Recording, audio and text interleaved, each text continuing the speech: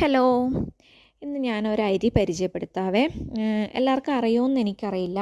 ഇത് കറുത്ത അരിയാണ് കേട്ടോ. ബ്ലാക്ക് കാവുനി റൈസ് എന്നാണ് ഇതിനെ പറയാറ്. പണ്ടൊക്കെ രാജാക്കന്മാർ കഴിച്ചിരുന്ന അരി എന്നാണ് പറയപ്പെടുന്നത് കേട്ടോ. കാരണം ഇതിന് കുറേ ഗുണങ്ങളുണ്ട്. കാണാൻ ഭംഗിയില്ലാത്തതൊക്കെ നമ്മുടെ ശരീരത്തിന് നല്ലതാണെന്ന് പറയപ്പെടാറില്ലേ, അതുപോലത്തെ ഒരു റൈസാണ് കേട്ടോ.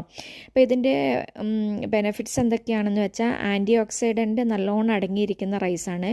പിന്നെ ഹൃദയാരോഗ്യം മെച്ചപ്പെടുത്താനും പ്രമേഹം നിയന്ത്രിക്കാനും നല്ല ശക്തിയും സഹനശേഷിയും വർദ്ധിപ്പിക്കാനും കരൾ സംബന്ധമായ കാര്യങ്ങൾക്കും പ്രതിരോധ ശക്തി വർദ്ധിക്കാനും ഒക്കെ നല്ലതാണ് കേട്ടോ.